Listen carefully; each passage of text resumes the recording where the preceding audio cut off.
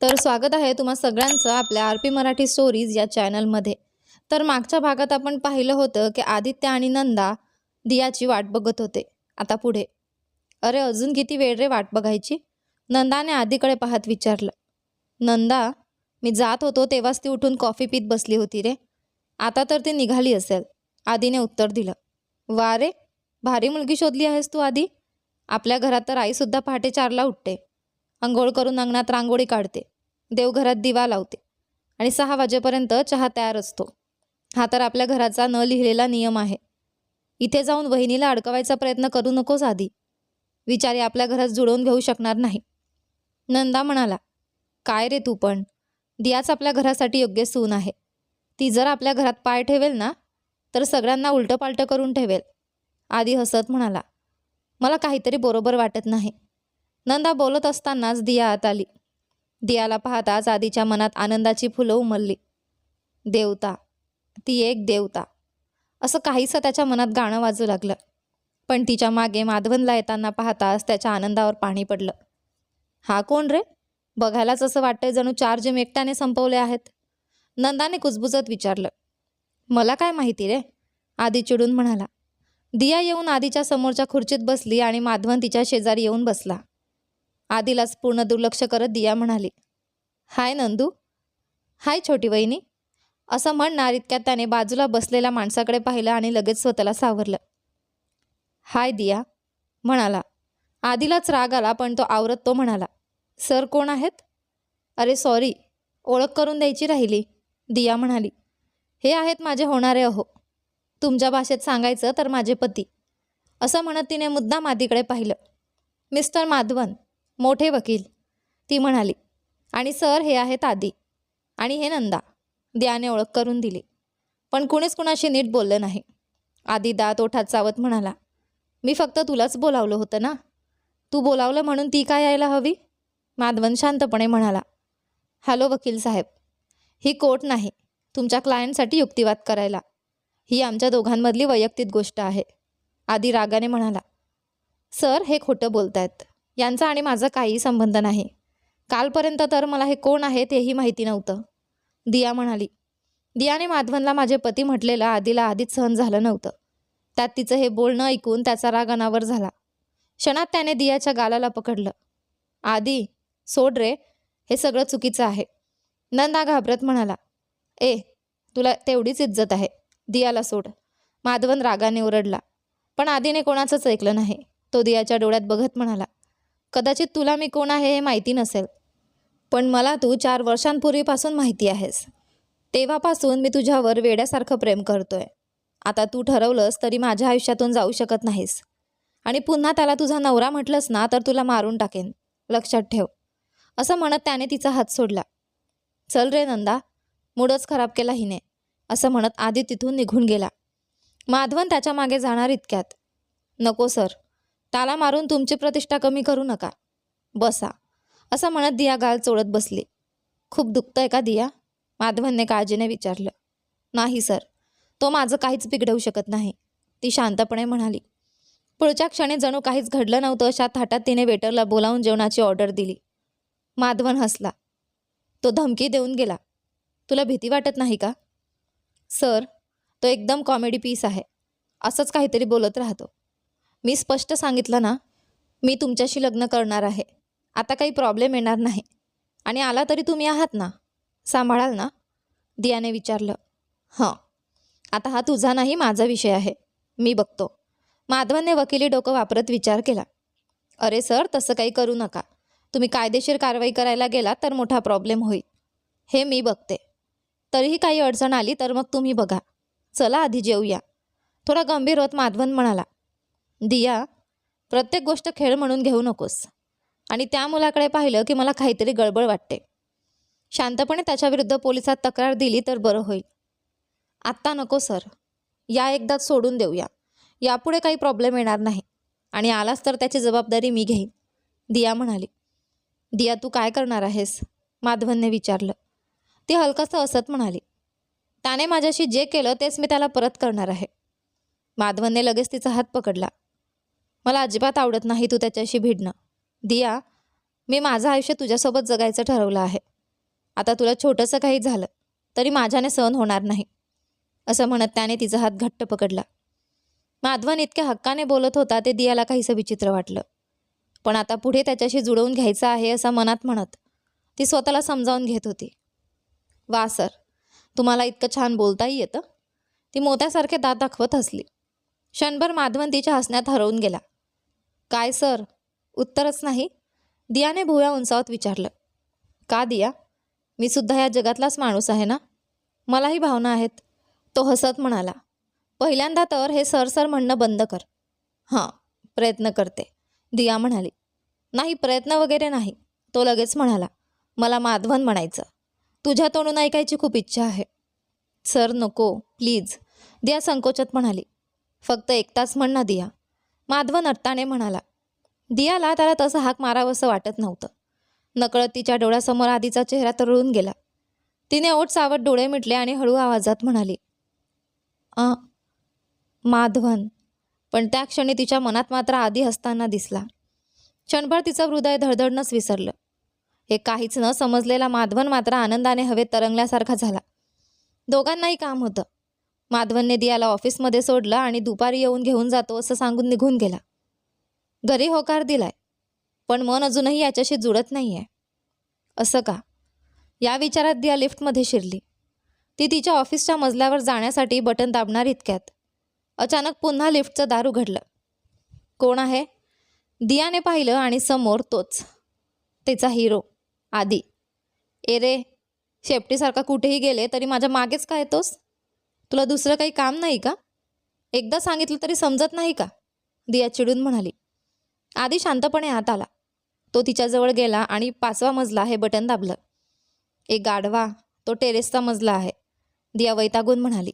पण तो काही बोललाच नाही, फक्त तिच्याकडे एकटक पाहत राहिला. दियाने 3ऱ्या मजल्याचं बटन दाबायला हात पुढे केला. इतक्यात त्याने तिचा हात पकडला आणि पुन्हा तिच्याकडे रोखून पाहू लागला. माझा हात सोड, दुखतंय, ती म्हणाली आणि त्याला मारायला हात उचलणार इतक्यात त्याने तिला आपल्या मिठीत ओढलं. सोड रे, सोड, ती झगडू लागली. पण त्याने तिच्या मानेजवळ चेहरा लपवला, जणू कुठला असा आधार शोधत होता. लिफ्ट 5व्या मजल्यावर थांबली. तिला तसंच धरून तो टेरेसवर घेऊन गेला. लोखंडी दरवाजा बंद करून त्याने तिला पुढे ढकललं. ती तोल जाऊन खाली पडली. तो तिच्या दिशेने चालत येऊ लागला. दिया मागे सरकली. आज त्याच्या डोळ्यात नेहमी दिसणारं प्रेम नव्हतं, ते पूर्णपणे गायब झालं होतं. काय हवंय तुला? ती चिडून म्हणाली. कालपासून माझा जीव का घेतोयस? मला तू हवी आहेस, आधी ठाम आवाजात म्हणाला. आधी, तुला समजत नाही का? घरच्यांनी माझ्यासाठी मुलगा पाहिला आहे आणि तो माझ्यावर जीवापाड प्रेम करतो. मी त्यांच्याविरुद्ध काही करू शकत नाही. प्लीज मला सोडून दे, दिया विनवणी करत म्हणाली. आधी तिच्याकडे बघत हसू लागला. मी तर खरं प्रेम समजलं होतं, पण हे तर दयेचं प्रेम निघालं, तो उपहासाने म्हणाला. त्याच्या बोलण्याने दियाचा राग अनावर झाला. कसलंही प्रेम असो, पण ते तुझ्यावर नाही, ती रागाने उठत म्हणाली आणि त्याला ओलांडून जाऊ लागली. क्षणात त्याने तिचा हात पकडून तिला भिंतीवर टेकवलं. तिला हलूही न देता घट्ट पकडलं. आधी, माझ्याशी असं का वागतोयस? मी स्पष्ट सांगितलं ना. ती वाक्य पूर्ण करायच्या आत त्याने तिचे ओठ आपल्या ओठांवर घेतले. ती झगडत राहिली, पण तो थांबला नाही. काय शोधत होता तो त्या क्षणी? कदाचित उत्तर, पण त्याला काहीच मिळालं नाही. दियाला श्वास घेणं कठीण झालं. तेव्हा त्याने तिला सोडलं आणि हाडं मोडतील इतक्या घट्ट मिठीत घेत म्हणाला. ऐक, तुला माझ्यावर प्रेम आहे, तुझ्या मनाला विचारून बघ, समजेल. पण तू ते मान्य करायला तयार नाहीस. तुझ्या गळ्यात माझ्याशिवाय दुसरा कोणीही मंगळसूत्र बांधणार नाही आणि मी होऊही देणार नाही. आजवर मी फक्त बाबा आणि दादाचं ऐकलंय, पण तुझ्या बाबतीत ते दोघे काय? देव स्वतः आला तरी मी ऐकणार नाही. तो तिच्याकडे पाहत पुढे म्हणाला. तू माझ्यासाठी देवाने दिलेला आशीर्वाद आहेस. तुला इतका सहज कोणाला देणार नाही. तुला माझ्यावर प्रेम करावंच लागेल, तेच तुझ्या नशिबात आहे, असं म्हणत त्याने तिला ओढत पुन्हा लिफ्टमध्ये आणलं. मला तुझा चेहरासुद्धा आवडत नाही. तुला माझं शरीर हवं असेल तर माझ्या इच्छेविरुद्ध स्पर्श करू शकतोस, पण माझ्या मनाला तू कधीच स्पर्श करू शकणार नाहीस, दिया संतापाने म्हणाली. तीक्ष्ण नजरेने तिच्याकडे पाहत आधी म्हणाला. बोल ग, तुला जे वाटतं ते बोल, पण मला फक्त तूच हवी आहेस. या जन्मात नाही, पुढच्या कितीही जन्मात माझी बायको फक्त तूच असशील. आणि त्यासाठी मला काहीही करावं लागलं तरी करेन, काहीही.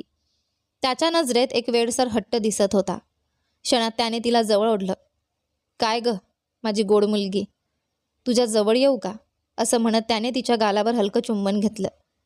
तिच्या ऑफिसच्या मजल्यावर उतरवून लिफ्टचं दार बंद होत असताना एक छोटंसं हसू आणि हवेत उडवलेलं चुंबन देत तो निघून गेला. दिया वैतागून पाय आपटत उभी राहिली. त्याच्यासमोर मी असं पुत्रासारखं का उभी राहते. स्वतःलाच रागावत तिने स्वतःच्या गालावर हलकं मारलं. इतक्यात तिच्या खांद्यावर कोणाचा तरी हात पडला. कोणीतरी तिच्या खांद्यावर हात ठेवला. पुन्हा तोच का, असा विचार करत दियाने वळून पाहिलं. हे तुझंच ऑफिस आहे ना, मग इतक्या उशिरा का आलीस, असं विचारत साई तिच्यासमोर उभे होते. आपल्या जिवलग मैत्रिणीचा चेहरा पाहताच दियाचं मन तुटलं. क्षणात ती साईच्या खांद्यावर डोकं ठेवून तिला मिठी मारत रडू लागली. अगं काय झालं, साई घाबरत म्हणाली. किती वेळ मी मजबूत असल्याचं नाटक करू, आता माझ्याने होत नाही ग, दिया हुंदके देत म्हणाली. पहिल्यांदा आज चल, कोणी बघेल, असं म्हणत साई तिला आत घेऊन गेली. रूममध्ये आणून साईने तिला बसवलं. तिला पाणी दिलं आणि शांतपणे विचारलं, आता सांग काय प्रॉब्लेम आहे. कशाला विचारतेस ग, दिया हळू आवाजात म्हणाली. आणि काल रात्री आधी घरी आल्यापासून आत्ताच लिफ्टमध्ये हवेत उडवलेल्या चुंबनापर्यंत सगळं तिने साईला सांगून टाकलं. दिया माधवनबद्दल बोलत असताना साईच्या चेहऱ्यावर मात्र काहीच बदल नव्हता. सगळं ऐकून घेतल्यानंतर साईने सरळ प्रश्न विचारला, तुला नक्की कोण आवडतो. दिया शांत झाली. उत्तर नव्हतं तिच्याकडे. मला लग्नच करायचं नाही ग, ती अचानक म्हणाली. आधी जसा माझ्याशी मर्यादा ओलांडून वागतोय ना, आता रिलेशनशिपचं नाव ऐकलं तरी भीती वाटते. म्हणून मी ठरवलंय मला लग्नच नको. हे ऐकून साई हसायला लागली.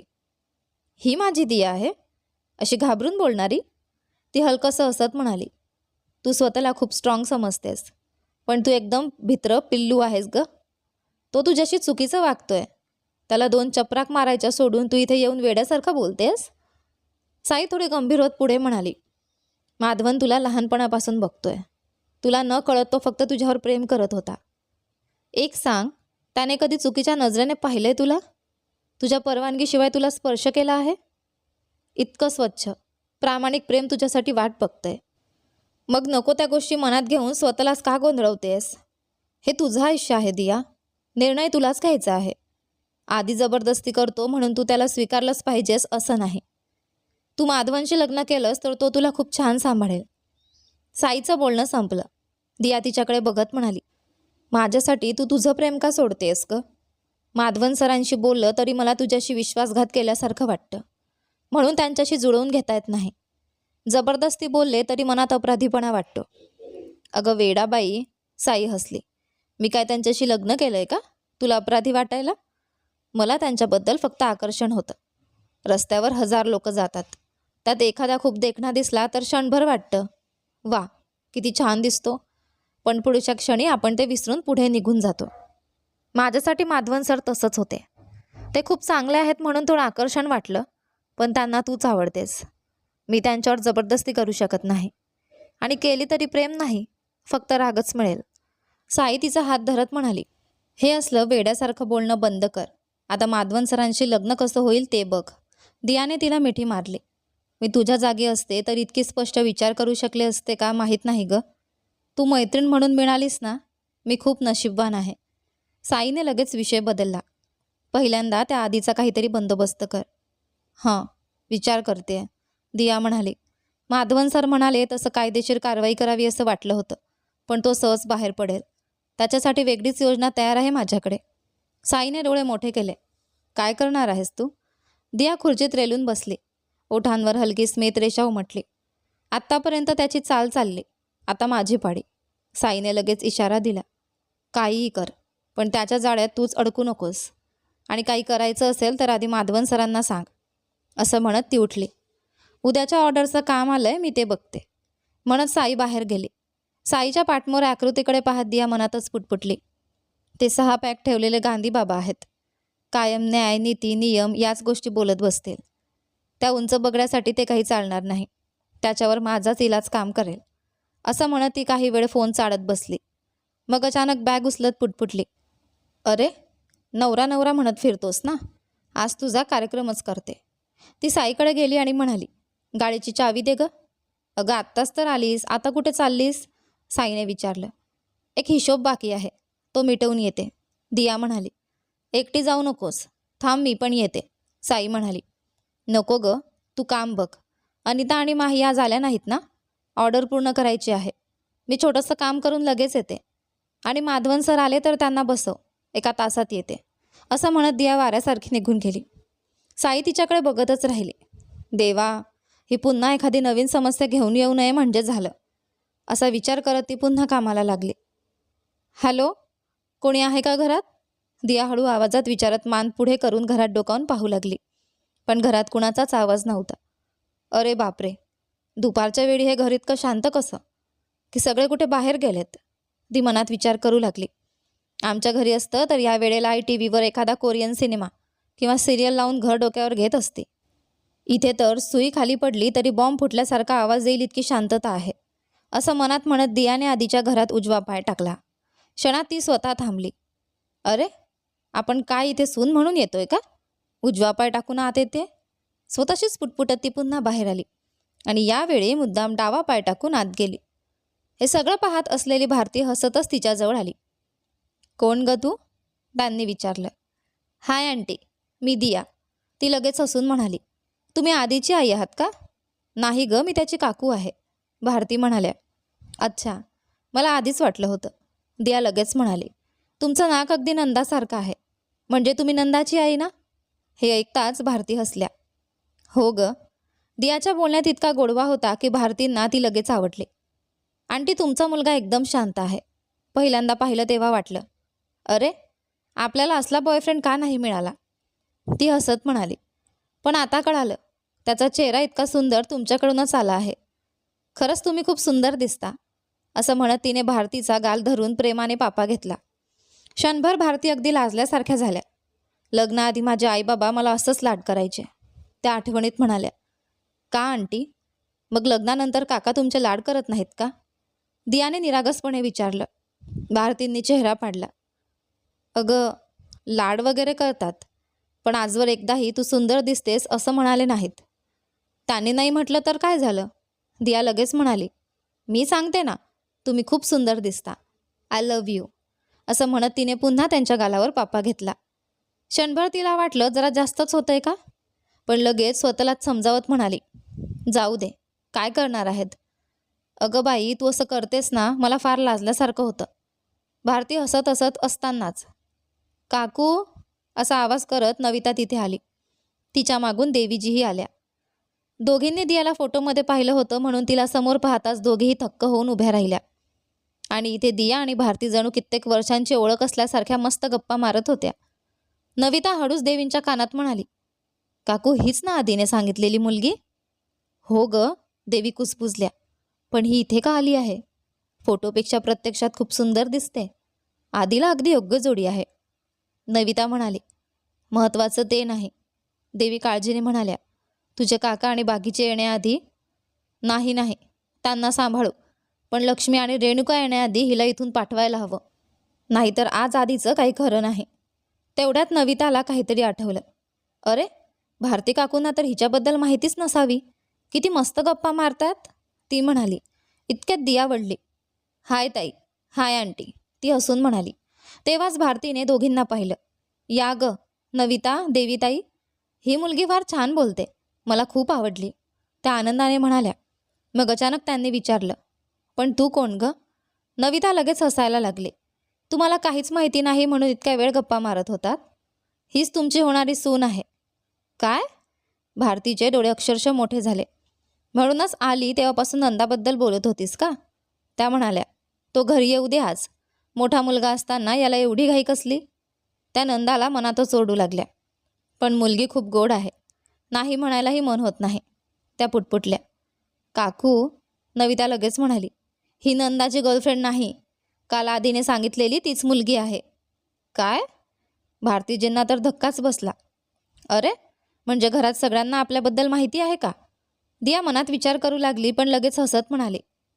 असं काही नाही आंटी, मला आधीपेक्षा नंदाच जास्त आवडतो, खूप चांगला मुलगा आहे, ती मिश्किलपणे म्हणाली. मग नविताकडे पाहत विचारलं. तुम्ही आधीची बहीण आहात का? नाही नाही, नविता हसली. मी त्याची वहिनी. माझं नाव नविता. आणि या नविताने देवीजींकडे बोट दाखवत म्हणाली. देवींना पाहताच दिया थोडी थांबली. तुम्हाला मी कुठेतरी आधी पाहिलं असं वाटतंय, ती म्हणाली. नविता लगेच चिडवत म्हणाली. हो हो, पाहिलं असेलच.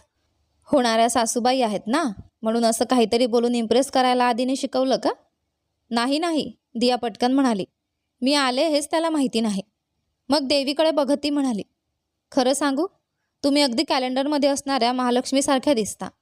हे ऐकताच देवी अक्षरशः वितळून गेल्या. काकू, आधीने खरंच आपल्या घरासाठी भारी मुलगी शोधली आहे. किती गोड बोलते, नविता हसत म्हणाली. मीही त्याच विषयावर बोलायला आले. दिया बोलायला सुरुवात करणार इतक्यात लक्ष्मी आणि रेणुका आत आल्या. ही कोण? रेणुकाने नविताकडे पाहत विचारलं. क्षणात दिया सरळ उभी राहिली. हॅलो, जरा आदराने बोला, ती म्हणाली. ही कोण? असं काय बोलताय? मी काय गाय आहे का की शेळी? क्षणात सगळेच थक्क होऊन तिच्याकडे पाहत उभे राहिले. कोण ग तू? आमच्या घरात येऊन माझ्या मुलीला आदराने बोलायला शिकवतेस? लक्ष्मीबाई रागाने म्हणाल्या. दिया अजिबात न घाबरता शांतपणे म्हणाली. वयाने खूप मोठ्या दिसताय तुम्ही, आणि तुम्हीच जर असं बोलत असाल तर तुमची मुलगी मग कशी बोलणार? पहिल्यांदा घरात आलेल्या पाहुण्यांशी कसं बोलायचं ते शिका. हे ऐकून नविताने भारती आणि देवीजींना सुपर अशा नजरेने पाहिलं, पण त्या दोघे मात्र घाबरून हात सोडत उभ्या होत्या. आधी तू कोण आहेस ते सांग, मग आम्हाला आदराबद्दल शिकव, रेणुका तिरस्काराने म्हणाली. मी म्हणजे, दिया बोलायला सुरुवात करणार इतक्यात नविता हसत म्हणाली. आधीने काल सांगितलेली मुलगी ना, तीच ही. ही? रेणुकाने दियाकडे वरपासून खालपर्यंत पाहिलं. लक्ष्मीबाईंनी लगेच रेणुकाच्या कानात कुजबुजलं. अगं, मुलगी दिसायला खूप सुंदर आहे. बाकीचे येण्याआधी हिला इथून काढायला हवं. हो आई, रेणुका मान हलवत म्हणाली. दियाने लगेच विचारलं. बरं, या दोघी कोण? नविताने ओळख करून दिली. या आधीच्या आत्या लक्ष्मीबाई आणि ही त्यांची मुलगी रेणुका. देवी लगेच काळजीने म्हणाल्या. दिया, तू इथे कशासाठी आलीस ग? आधीला माहिती आहे का तू आली आहेस? नाही आंटी, दिया शांतपणे म्हणाली. मी आधीच्या बाबांना भेटायला आले आहे. त्यांच्याशी एक महत्त्वाचं बोलायचं आहे. मी आले हे आधीलाही माहिती नाही. तू कुणाशी काही बोलायचं नाही, रेणुका रागाने म्हणाली. आधी या घरातून बाहेर निघ, असं म्हणत तिने दियाला ढकलण्याचा प्रयत्न केला. दिया मात्र डगमगली नाही. हॅलो, ती शांत पण ठाम आवाजात म्हणाली. मी आधीच्या बाबांना भेटून लगेच निघून जाईन. तुम्ही काळजी करू नका. किती अहंकार आहे बघ तिच्यात, लक्ष्मीबाई चिडून म्हणाल्या. ही मुलगी या घरासाठी योग्य नाही. आधी बाहेर निघ, त्या ओरडल्या. दियाने कटाक्ष टाकत उत्तर दिलं. वयाने मोठे आहात म्हणून शांत आहे, नाहीतर आदर ठेवणं कठीण होईल. क्षणभर सगळे स्तब्ध झाले. अग्गं बाई, माझ्याशीच असं बोलते, लक्ष्मीबाई ओरडल्या. रेणू, काय बघतेस? हिला बाहेर काढ. नविताच्या मनात मात्र वेगळंच चाललं होतं. अशीच मुलगी या घराला हवी होती. आधी तुझी निवड भारी आहे रे. घरी ये, तुला आवडणारे गोड मोदक करून देते. ती मनातच हसली. माझ्या आईला उलट बोलतेस? रेणुका संतापली. ती दियावर हात उगारायला पुढे आली, पण पुढच्या क्षणी दियाने तिचा हात पकडून पिळला. रेणुका वेदनेने ओरडली. सगळेच अवाक होऊन पाहत राहिले. माझ्या मुलीला सोड, लक्ष्मीबाई घाबरत ओरडल्या. नविताला तर या दृश्यावर शिट्टी मारावीशी वाटत होती. कशीबशी स्वतःला थांबवत ती उभी होती. दिया रेणुकाकडे बघत शांतपणे म्हणाली. मी काही साधी मुलगी नाही. मला लाठीकाठीपासून स्वसंरक्षणाच्या सगळ्या कला येतात. पुढे जरा जपून वाग, असं म्हणत तिने तिचा हात सोडला आणि रेणुका धाडकन खाली पडली. लक्ष्मीबाई धावत जाऊन तिला उभं करू लागल्या. दिया पुन्हा सहजपणे देवीजींकडे वळली. आंटी, आधीचे बाबा कधी येतील? यायची वेळ झाली आहे ग, देवी घाबरत म्हणाल्या. पण काही असेल तर आधीशी बोल. हे लोक थोडे तापट आहेत, रागात काहीतरी करतील. तू निघून जा. काळजी करू नका आंटी, दिया हसत म्हणाली. माझं कोणी काही बिघडवू शकत नाही, असं म्हणत तिने लक्ष्मी आणि रेणुकाकडे पाहिलं. मग अचानक म्हणाली. पाय दुखतोय, बसून बोलू का? ती सहज भारती आणि देवींचा हात धरत सोफ्यावर बसली आणि त्यांच्यामध्येच निवांत बसून गेली. आमच्या घरी कोणी आलं की आधी पाणी तरी देतात, ती नविताकडे पाहत म्हणाली. नविता हसले. आत्ता आणते, असं म्हणत ती आत गेली. हे सगळं पाहून लक्ष्मी आणि रेणुकाच्या रागाचा पारा चढत होता, पण दिया काही जाईना म्हणून त्या गप्प उभ्या राहिल्या. नविता सफरचंदाचा रस घेऊन आली. दियाने ग्लासकडे पाहत चेहरा पाडला. अगं ताई, हे काय केलं? ती म्हणाली. का ग, तुला सफरचंदाचा रस आवडत नाही का? देवींनी विचारलं. नाही, दिया लगेच म्हणाली, मला खूप आवडतो. पण ती मुद्दाम थांबली. सगळे तिच्याकडे बघू लागले. आज माझ्या ताईला माहेरचं जेवण आहे ना, म्हणून आईने घरी भारी मेजवानी केली असेल. सगळे पदार्थ खायचे म्हणून विचार करत होते आणि तुम्ही ते रस देऊन टाकलात म्हणून विचार करते. ती निरागस चेहरा करून म्हणाली. सगळे हसू लागले. अगं मग नको पिऊस, मी पाणी आणते, नविता म्हणाली. नको, दिया हसली. तुमच्या घरच्यांशी बोलायचं असेल तर हा रस आत्ताच्या घडीला फार उपयोगी पडणार आहे, असं म्हणत तिने रस प्यायला सुरुवात केली. सगळ्यांच्या चेहऱ्यावर हसू होतं. फक्त लक्ष्मी आणि रेणुका रागाने अक्षरशः उकळत होत्या. तू खूप छान बोलतेस दिया, नविता हसत म्हणाली. तुम्ही असं म्हणताय? दिया हसली. आमच्या घरी मला खूप बोलकी, खोडकर, शेपटी असलेली म्हणतात, असं म्हणत तिने घड्याळाकडे पाहिलं. काय ग, उशीर होतोय का? भारतींनी विचारलं. हो आंटी, घरी सगळे माझी वाट बघत असतील, दिया म्हणाली. क्षणात तिने फोन काढला. हॅलो माधवन सर, मी एका महत्त्वाच्या कामासाठी बाहेर आले. तुम्हाला त्रास नसेल तर मी पाठवलेल्या पत्त्यावर या ना. आपण सोबतच घरी जाऊ, नाहीतर घरी मला ओरडा बसेल, असं म्हणत तिने पत्ता पाठवला आणि फोन ठेवला. नवीने मिश्किलपणे विचारलं. कोण? तुमचे दादा का? नाही, ते म्हणजे, असं दिया बोलणार इतक्यात नंदा शिट्टी वाजवत आत आला. पण दियाला पाहताच त्याची शिट्टी तिथेच थांबली. त्याने डोळे चोळत पुन्हा पाहिलं. हो, समोर दियाच उभी होती. अरे, ही इथे? मनातच घाबरत तो पटकन तिच्याकडे गेला. छोटी वहिनी, तुम्ही इथे काय करताय? या घरचे सगळे मोठे लोक रांग लावून आत येत आहेत. तुम्ही त्यांच्या नजरेस पडलात ना, मग आधीचं काही खरं नाही, असं म्हणत त्याने तिचा हात पकडला आणि तिला सोफ्याच्या मागे लपवू लागला. अरे काय करतोयस? नविताने आश्चर्याने विचारलं. वहिनी तुम्ही वेडे आहात का? मोठ्या काकांना कळू न देता हिला लपवून ठेवतोय मी, नंदा घाईघाईने म्हणाला. अरे वेड्या, तिकडे बघ, असं म्हणत दियाने लक्ष्मी आणि रेणुकाकडे बोट दाखवलं. नविता लगेच चिडवत म्हणाली. ज्याला नीट लपता येत नाही तो पोलीस स्टेशनमध्ये लपला म्हणे. अगदी तुझीच गोष्ट झाली. दिया लगेच शंकेने विचारू लागली. ताई, ही म्हण वेगळी नसते का? अगं ते खूप महत्त्वाचं आहे का आत्ता? मोठ्या काकांनी पाहिलं तर आधीची कातडी सोलून टाकतील, नंदा घाबरत म्हणाला. बस हेच तर मला हवं होतं, माझ्या गोळ छोट्या भावड्या, असं म्हणत दियाने त्याचे गाल पकडून हलवले. इथे नक्की काय चाललंय? नवीने विचारलं. इतक्यात नवीच्या मागून पुन्हा एक कडक आवाज ऐकू आला. इथे काय चाललंय? तिघांनीही दचकून मागे वळून पाहिलं. समोर 3 मोठी माणसं रागाने उभी होती. त्यांच्या शेजारी राघवही आश्चर्याने दियाकडे पाहत उभा होता. हीच का ती मुलगी? त्याच्या चेहऱ्यावर स्पष्ट धक्का दिसत होता. तोपर्यंत लक्ष्मी तिथे घडलेला सगळा प्रकार त्या तिघांना सांगत होती. दिया हळू आवाजात नवीला विचारू लागली. ताई, हे सगळे कोण आहेत? सगळे सारखेच दिसतायत. आधी सांग, यात आधीचे बाबा कोण? नवी हळूच समजवत म्हणाली. पहिले जे उभे आहेत ते आधीचे मोठे काका, म्हणजे माझे सासरे. दुसरे आहेत आधीचे बाबा, म्हणजे तुझे सासरे. आणि तिसरे आहेत नंदाचे बाबा, आधीचे काका. बरं, पण तिकडे जो एकदम हँडसम उभा आहे तो कोण? दियाने निरागसपणे विचारले. अरे बापरे, नवी कपाळावर हात मारत म्हणाली. शेवटी माझ्याच नवऱ्यावर डोळा ठेवला ना तू. अय्यो, सॉरी ताई, चुकून साईड मारली. पण काही हरकत नाही, आता या क्षणापासून त्यांना माझ्या मनात दादांचं प्रमोशन देते, दिया हसत म्हणाली. हां, आता ठीक आहे. नविताने समाधानाने मान हलवली. इतक्यात लक्ष्मीने आवाज दिला. ए मुली, तिकडे काय गप्पा मारत उभी आहेस? दादाशी काही बोलायचं होतं ना? आधी नीट बोलून घे आणि मग जागा रिकामी कर. मला माहीत आहे, असं म्हणत दिया बोलायला सुरुवात करणार इतक्यात. दादा, ही मुलगी आपल्या कुटुंबात अजिबात जुळून येणार नाही, लक्ष्मी पुन्हा सुरुवात करत म्हणाली. लक्ष्मी, तू असं का बोलतेस? सुंदर शांतपणे म्हणाले.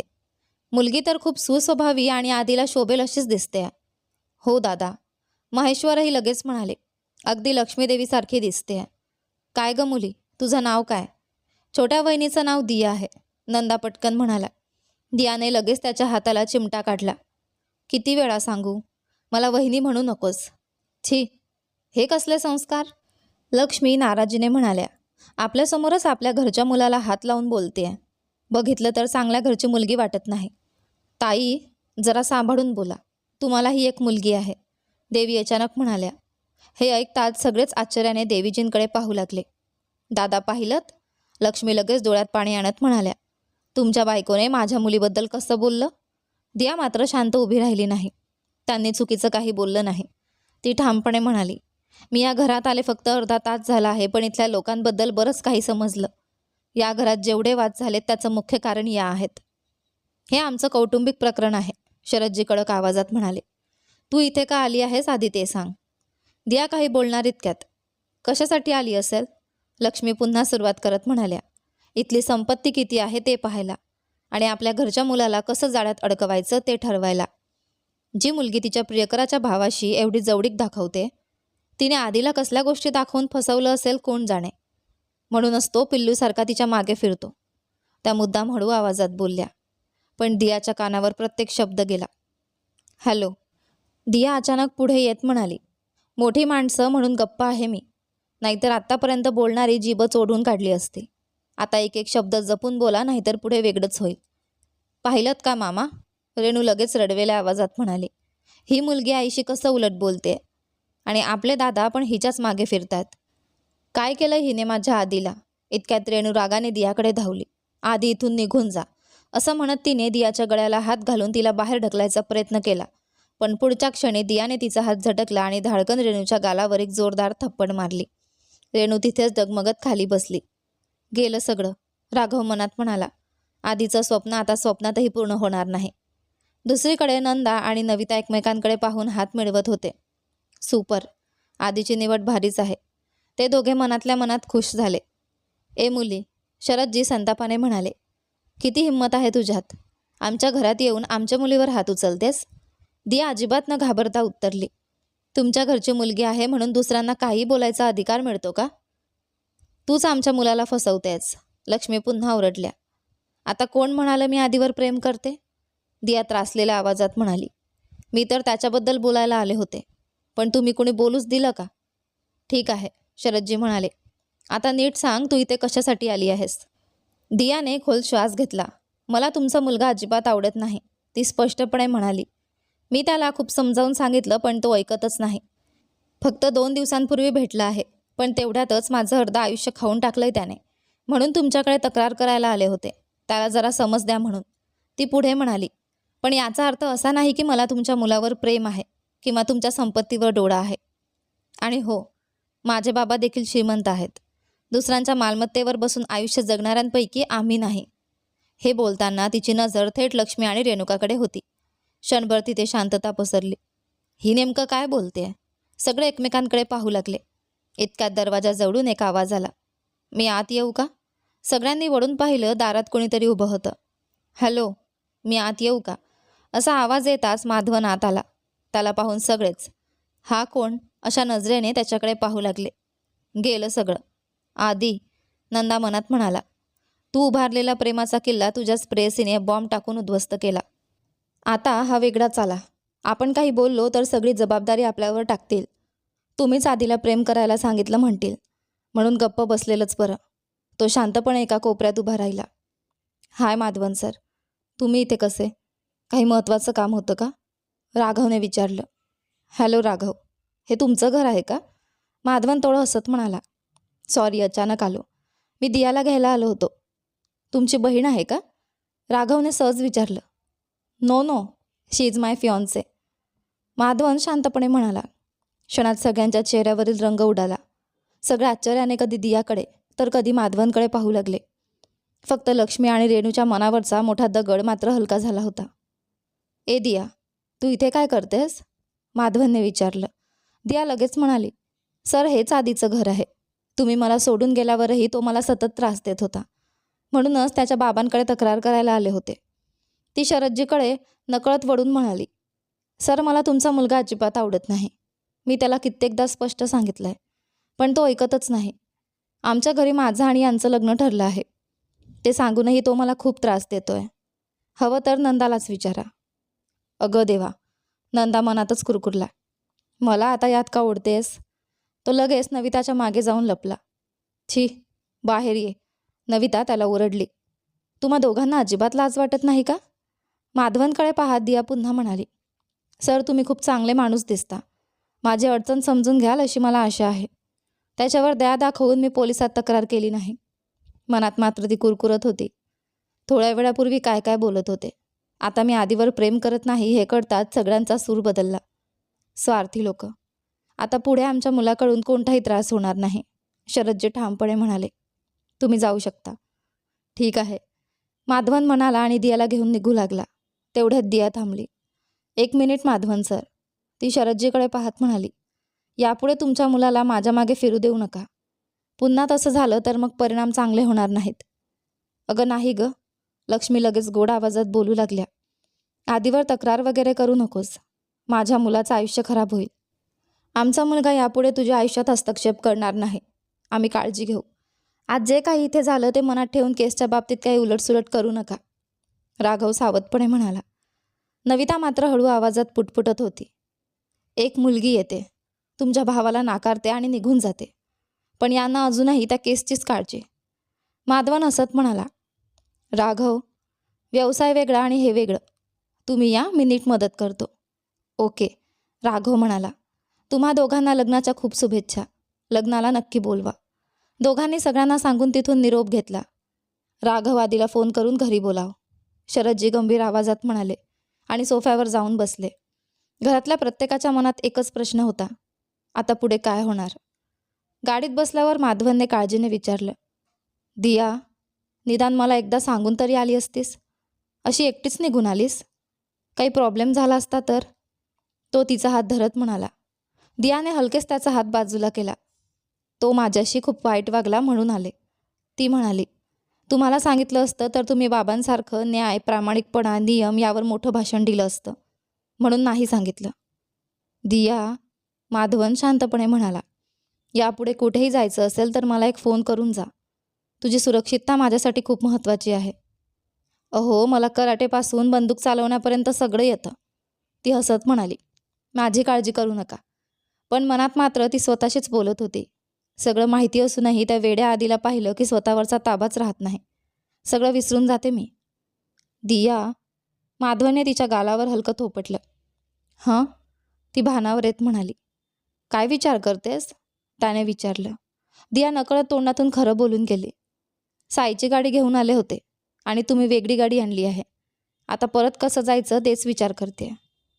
त्यात काय एवढं, माधवन सहज म्हणाला. आर्यनला सांगू, तो साईची गाडी घेऊन येईल. चल आता आपण जाऊया, असं म्हणत त्याने दियाला सोबत घेऊन घराकडे निघाला. माधवन दियाचा हात हातात घेऊन हसतमुखाने घरात शिरला. दारात अभिनया वंशला जेवण भरवत होती. दियाला पाहताच वंश आनंदाने ओरडला. आत्या, तो धावत तिच्याकडे यायला लागला. दियाने लगेच माधवनकडे पाहिलं. काय, तो नजरेनेच विचारू लागला. दियाने त्याच्या हाताकडे डोळ्यांनी इशारा केला. Oh sorry. मनातून अजिबात इच्छा नसतानाही माधवने तिचा हात सोडला. माझा गोड वंश, असं म्हणत दियाने वंशला उचलून घेतला आणि एक गोल फिरवत मिठीत घेतलं. वंशने तिच्या गालावर भरभरून पाप्या घेतल्या. दियानेही असं त्याला तितक्याच प्रेमाने परत पाप्या दिल्या. ती मागे वळून पाहते तर माधवनची नजर तिच्यावरच खिळलेली. सर, पुरे झालं बघणं, आता नजरच लागेल, ती चिडवत म्हणाली. मग वंशकडे वळून ती प्रेमाने म्हणाली. वंश बाळा, कधी आलास? मी तुला खूप मिस केलं रे. काल रात्री तू नव्हतास म्हणून तुझ्या आत्याला झोपच लागली नाही, माहिती आहे. आधी जेवून घे, मग मी तुला चॉकलेट देते. मी पण तुला खूप मिस केला आत्या, वंश गोडपणे म्हणाला. पण मी जेवल्यावर 2 चॉकलेट पाहिजेत. आज फक्त 2, उद्यापासून 1च, ती हसत म्हणाली. तिने त्याला खाली सोडलं. वंश सरळ अभिनयाकडे धावत गेला. एक घास खाल्ला आणि पुन्हा पडून गेला. तेवढ्यात माधवनने पुन्हा दियाचा हात पकडला. हे पाहून अभिनया मनातच कुरकुरली. एकमेकांचा हात सोडायलाच तयार नाहीत. काय चाललं यांचं. ती वंशच्या मागे धावत निघाली. अभिनया 1 मिनिट, माधवन गंभीरपणे म्हणाला. यापुढे दियाबद्दल उगाच काही बोललीस ना, मग मला आदर वगैरे दाखवायची गरज नाही. मी माणूस म्हणून वागणार नाही. मग दियाकडे वळून तो शांतपणे म्हणाला. चल आज जाऊया. अभिनया वैतागून मनात म्हणाली. हिला असे भोळे लोक कुठून सापडतात कोण जाणे. यांच्या वेगावरून पाहिलं तर आपल्या भावासाठी दुसरीच मुलगी बघावी लागेल, असं म्हणत ती वंशला शोधायला निघून गेली. माधवन आणि दिया बोलत हसत आत आले. या जावाई बापू या, शरण हसत म्हणाला. अरे तू पण ना, माधवन हसला. का नाही, शरण मिश्किलपणे म्हणाला.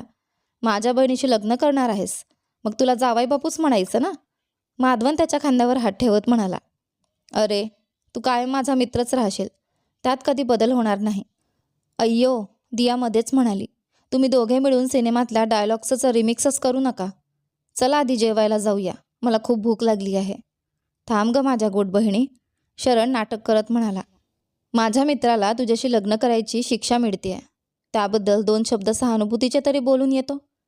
दादा, असं म्हणत दियाने त्याच्या हातावर हलकी चापट मारली. तेवढ्यात स्वयंपाकघरातून वास आला. आई चिकन फ्राय करतायत बहुतेक, असं म्हणत वास घेत ती माधवनला तिथेच सोडून आत धावत गेली. शरण हसत माधवनला म्हणाला, पाहिलंस, जेवणाचं नाव ऐकलं की हिला जगाचं भानच राहत नाही. पण मुलगी खूप चांगली आहे रे, फक्त थोडी खोडकर आहे. लग्नानंतर सगळं ठीक होईल. माझ्या बहिणीची काळजी घे. अरे, माधवन हसत म्हणाला, ती माझी दिया आहे, मी तिची खूप चांगली काळजी घेईन. चल मग, शरण म्हणाला. बाबांना भेटू आणि पुढे काय करायचं ते ठरवू. दोघे दिवाकरजींकडे गेले. आई, असं ओढत दिया आत आली. दीपिका आणि सत्या काहीतरी गुपचूप बोलत बसल्या होत्या. काय बोलताय? दियाने विचारलं. तू अजून लहान आहेस, नीट जा तिकडे, सत्या म्हणाल्या. मी लहान? दिया लगेच म्हणाली. मग या लहान मुलीचं लग्न कशाला लावता? अगं बडबडी, सत्या हसत म्हणाल्या. तू भाग्यवान आहेस, तुला सासू सासरे वगैरे कोणी नाही. पण दीपिकाचं बघ, दीर नणंद सगळे आहेत. ते कसे आहेत, कसं वागतात हे विचारत होते. अरे, हे विचारत होतात? दिया म्हणाली. मी तर काहीतरी वेगळंच समजले होते. तू लहानपणापासूनच फार हुशार आहेस, सत्या चिडवत म्हणाल्या. आई, मला 24 वर्ष झाली आहेत. दिया बोलणार इतक्यात दियाची आई दिवाकरजींनी हाक मारली. सत्या उठत म्हणाल्या. तुझ्या बाबांना मी 10 मिनिटं आनंदात बसलेलंही बघवत नाही, लगेच बोलावतात. दीपिका, हिच्यासोबत जास्त राहू नकोस, तुलाही बिघडवेल. जा जावयासोबत बस, असं म्हणत त्या निघून गेल्या. दिया कपाळावर हात मारत म्हणाली. बघ ना, कालपर्यंत जास्त वेळ बोलू नका, दियाला सोबत ठेव. एकटं बोलू नका असं म्हणणारी आई आज म्हणते हिच्यासोबत राहू नको. काळ किती पटकन बदलतो. ते जाऊ दे, दीपिका हसत म्हणाली. पण खरं सांग, तू माधवनशी लग्नाला होकार का दिलास? दियाने शांतपणे सगळं घडलेलं सांगितलं. शेवटी ती हलकंसं हसत म्हणाली. माहीत नाही का, पण मला वाटतं माधवनच माझ्यासाठी योग्य आहे, म्हणून होकार दिला ताई. काही असो, पण नीट विचार करून निर्णय घे, दीपिका शांतपणे म्हणाली. ठीक आहे ताई, चल जाऊन होणाऱ्या जावयाला भेटूया, दिया हसत म्हणाली आणि तिला घेऊन बाहेर आली. ठीक आहे दिया, मी निघतो, असं म्हणतही माधवन तिथेच उभा होता. अरे, अजून गेला नाहीस? शरण हसत म्हणाला. उद्या भेटणारच आहेस ना? मग अजून काय? बहुतेक दियाला सोडून जायची इच्छा होत नाही आहे, दीपिका चिडवत म्हणाली. माधवन काही न बोलता फक्त हलकंसं हसला. चल दीपिका, शरण नाटक करत म्हणाला. हा तर आज रात्रभर प्रेमगीतं म्हणत इथेच उभा राहणार बहुतेक. बस करा आता, दिया मोठ्याने म्हणाली. तुम्ही पण असेच उभे राहत होतात, असं म्हणत तिने माधवनला बाहेर येण्यासाठी इशारा केला. बाहेर येताच माधवनने पुन्हा तिचा हात हातात घेतला. सर, खूप उशीर झालाय, दिया हलक्या आवाजात म्हणाली. आता जा, सकाळी भेटू. पण तिचा हात सोडावासा त्याला अजिबात वाटत नव्हता. काय झालं माधवन सर? दियाने विचारलं. काही सांगायचं आहे का? माधवन काही क्षण तिच्याकडे पाहत राहिला. हो, तो हलक्या आवाजात म्हणाला. खूप दिवसांपासून सांगायचं होतं, आज सांगतो. तो थोडासा हसला. I love you. हं? दियाच्या तोंडून फक्त एवढंच बाहेर पडलं. अगं दिया, माधवन हसत म्हणाला. फक्त हं एवढंच? तुम्ही सांगितलं म्हणून लगेच मी सांगू शकत नाही, ती खट्याळपणे म्हणाली. मला वाटेल तेव्हा सांगेन. ठीक आहे, तो हसला. वेळ घे, पण उद्या भेटल्यावर नक्की सांगायचं, असं म्हणत त्याने तिच्या चेहऱ्यावर आलेली केसांची बट अलगद कानामागे सारली. तू खूप सुंदर दिसतेस दिया, तो तिच्याकडे पाहत म्हणाला. तुला असं पाहत राहिलो ना तर इथून जायची इच्छाच होणार नाही. तो हळूच तिचा हात घट्ट पकडून पुन्हा सोडत म्हणाला. ठीक आहे, आता निघतो. माधवन गाडीने निघून गेला. दियाला मात्र अचानक जणू एखादं ओझं हलकं झाल्यासारखं वाटलं. असं वाटत असेल तर आयुष्यभर यांच्यासोबत कसं राहणार? ती मनातच विचार करत काही क्षण तिथेच स्तब्ध उभी राहिली. दीपिका आणि आईसोबत बराच वेळ गप्पा मारल्यानंतर रात्री साधारण 11च्या सुमारास दिया तिच्या खोलीत आली. रूममध्ये मंद दिव्याचा प्रकाश होता. त्या उजेडात तिने कपडे घेतले आणि थोड्या वेळापूर्वी सोशल मीडियावर पाहिलेलं एक गाणं गुणगुणत बाथरूमकडे गेली. ती हलक्या आवाजात गुणगुणत होती. पहिल्यांदा स्वप्नातला चेहरा दिसला. मनात हळूच कुणीतरी घर केलं. कोण असेल तो, कधी येईल तो, माझ्या मनाचे सारे गुपित घेऊन तो. गाणं म्हणतच तिने कपडे बदलले आणि नाईट ड्रेस घालून बाहेर आली. आरशासमोर उभी राहून ती स्वतःशीच बोलू लागली. काय ग दिया, या आधीला भेटायच्या आधी आयुष्य किती मजेत चाललं होतं ना?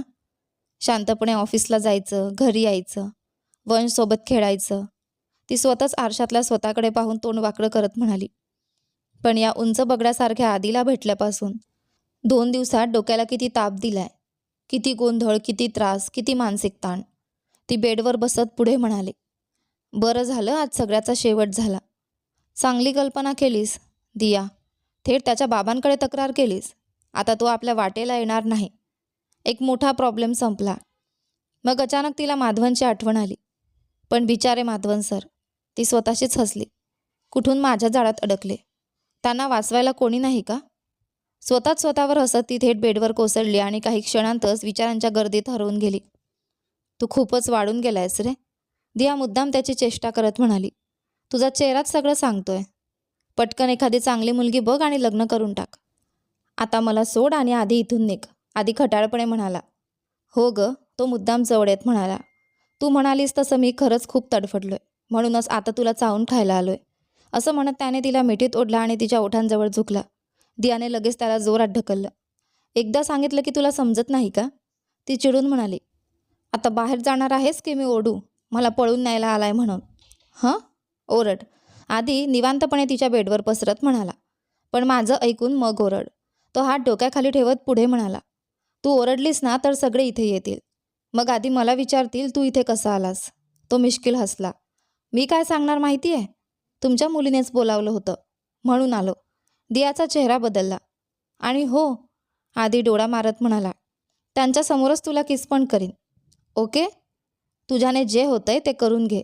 दिया रागाने म्हणाली. आणि मोठ्याने. आई असं ओरडायला सुरुवात केली. पण पुढच्या क्षणी तिचा आवाज थेट आधीच्या ओठांमध्ये हरवला. त्याने तिला घट्ट जवळ ओढत तिचे शब्द थांबवले. त्या चुंबनात तो त्याचं सगळं प्रेम सांगायचा प्रयत्न करत होता. पण दियाने पूर्ण ताकद लावून त्याला दूर ढकललं. तू अजिबात सुधारत नाहीस, ती धापा टाकत म्हणाली. आधी पुन्हा नाटक करत म्हणाला. ठीक आहे मग, आता तुझ्या बाबांशी बोलतो. तो मोठ्याने म्हणायला लागला. Hello mister Diwakar. अरे थांब. दिया घाबरत लगेच त्याच्या तोंडावर हात ठेवत म्हणाली. प्लीज आवाज करू नकोस. का? आधी मिश्किलपणे म्हणाला. मी सांगणार होतो तुमची मुलगी माझ्या बाळाची आई होणार आहे. त्यामुळे लवकर लग्न लावा. नाहीतर तुम्ही आधी आजोबा व्हाल मग सासरे. तू खरंच वेडा आहेस, दिया त्रासून म्हणाली. नेमकं तुला काय हवंय? आधीचा चेहरा अचानक गंभीर झाला. तू. तो शांतपणे म्हणाला. फक्त तू हवी आहेस. तो तिच्याकडे बघत पुढे म्हणाला. बाबा त्या रेणुकाशी लग्न कर म्हणतात. पण मला डोळे मिटले तरी तूच दिसतेस. त्याच्या आवाजातली वेदना स्पष्ट जाणवत होती. काल तुला भेटलोच नसतो तर कदाचित तुला आठवत जगलो असतो. पण आता तुला रोज समोर पाहून दुसऱ्या कुणाशी लग्न कसं करू? तो तिचे हात पकडत म्हणाला. प्लीज आत्ताच माझ्यासोबत चल. तुला राणीसारखं ठेवेन. दिया मात्र शांत होती. अगं काहीतरी बोल ना, आधी बेचैनपणे म्हणाला. असं गप्प राहण्याचा अर्थ काय? दियाने हळू आवाजात उत्तर दिलं. मला तू आवडत नाहीस रे. आधीचा चेहरा लगेच उतरला. मग त्या माधवनवर प्रेम आहे? तो रागाने विचारू लागला. मला कोणीच आवडत नाही. दिया अचानक ओरडली. मला लग्न ही गोष्टच आवडत नाही. खरं सांगायचं तर मला स्वतःच मी आवडत नाही. हे ऐकून आधी काही क्षण शांत झाला. तिच्या मनात गोंधळ सुरू आहे हे त्याला जाणवलं. तो तिला जवळ घेण्यासाठी पुढे सरसावला. दियाने लगेच त्याला दूर ढकललं. हा बहाणा करून मला हात लावू नकोस, ती धमकी देत म्हणाली. नाहीतर संपवेन तुला. तुझ्यात काही कमी नाही, आधी कुरकुरला. तेवढ्यात दिया, दिया. सत्या बाहेरून दार ठोठावू लागल्या. गेलं. दिया घाबरली. आई आली. आता काय करायचं? आधी हसला. थांब. तो उठत म्हणाला. मीच जाऊन काकूंना सांगतो आम्हाला डिस्टर्ब करू नका. तुमच्या नातवंडांचं प्लॅनिंग चाललंय. तो दार उघडायला निघाला. ए. दिया घाबरत त्याला मागे ओढते. तिने दार किंचित उघडलं. काय गाई? ती शक्य तितका नॉर्मल आवाजात म्हणाली. झोपलीस का? सत्या विचारू लागल्या. दिया वैतागून म्हणाली. हे विचारायला एवढं दार ठोठावलं? दार पकडलेल्या तिच्या बोटांवर आधी हळूच चुंबन घेत होता. दिया आईशी बोलतानाच त्याला मारायचा प्रयत्न करत होती. इतक्यात आधीने तिचा हात पकडला. त्याच्या खिशातून एक छोटंसं डायमंड रिंगचा बॉक्स बाहेर आला. तो तिच्या बोटात अंगठी घालायला लागला. दियाने हात झटकण्याचा प्रयत्न केला पण आधीने घट्ट पकडून तिच्या बोटात अंगठी घातलीच आणि त्या हातावर हलकं चुंबन घेतलं. दिया त्याचा गळा पकडून दात ओठ खात उभी होती.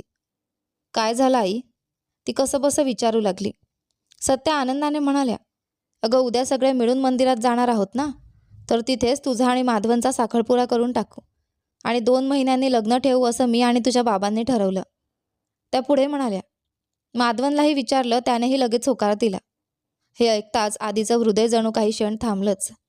दियाच्या हातावरची त्याची पकड नकळत घट्ट झाली. म्हणूनच तुला सांगायला आले, सत्या आनंदाने बोलत होत्या. उद्या 10 वाजेपर्यंत झोपायचं नाही, लवकर उठायचं. आधी दागिन्यांच्या दुकानात जाऊ, मग थेट मंदिरात. शुभमुहूर्त आहे. देवासमोर तुम्ही दोघांनी अंगठ्या बदलून घ्यायच्या आणि नंतर लग्नाआधी मोठ्या थाटात साखरपुडा करू. असं बोलत बोलत त्या खोलीत आत यायला निघाल्या. आई, आई कुठे येतेस? दिया घाबरतच म्हणाली. अगं, उद्यासाठी तुला कपडे आणि दागिने काढून देते, सत्या सहज म्हणाले. नको आई, दिया पटकन म्हणाली. मला तुझी लग्नाची साडी हवी, तुझे लग्नाचे दागिने आणि बाबांनी तुझ्या डोहाळ जेवणाला दिलेल्या त्या हिऱ्यांच्या बांगड्या आणि मला लहानपणी आजीने दिलेली कपाळाची टिकली. ते सगळं ठेव, मी तेच घालीन. बस बस, सत्या हसत म्हणाल्या. लिस्ट खूप मोठी होते. अजून थोडं बोललीस तर तुझ्या बाबांच्या गळ्यातला दोरही मागशील बहुतेक. मग चिडवत म्हणाल्या. तुला सगळं जुन्या काळचंच आवडतं. जुनं म्हणजे सोनं आई, दिया हसत म्हणाली. मला तेच आवडतं. मी माझ्या स्टाईलने सेट करेल. ठीक आहे, सत्या तिच्या गालावर थोपटत म्हणाल्या. आता नीट झोप, फोन बघत बसू नको, असं म्हणत त्या निघून गेल्या. दार बंद होताच दियाने झटकन आधीचा हात दूर केला. हात सोड, ती चिडून म्हणाली. हाताकडे पाहताच तिला बोटातली अंगठी दिसली. ती क्षणभर थबकली. आधी, तिच्या आवाजात राग आणि हतबलता दोन्ही होतं. तू असा वेड्यासारखा का वागतोयस? सगळं तुझ्या मनासारखं करतोयस? ती त्याच्याकडे पाहत पुढे म्हणाली. मला ही मन आहे ते तुला समजत नाही का?